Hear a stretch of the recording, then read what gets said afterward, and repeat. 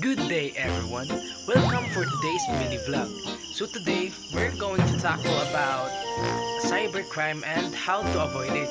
But first, let me introduce myself. I am Bobby Jones Cavalinia, but you can call me Sir Jones.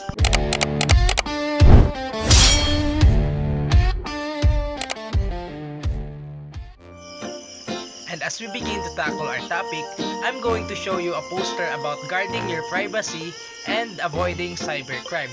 So let's go! And this is the poster that I'm talking about previously.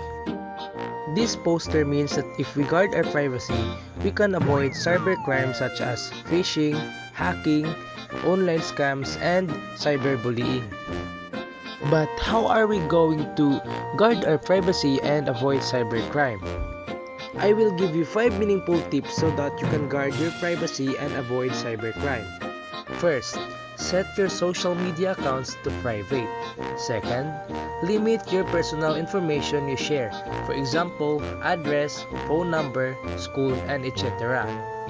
Third, use strong passwords and change them regularly. Fourth, avoid accepting friend requests from strangers. And lastly, be cautious when posting photos and location online.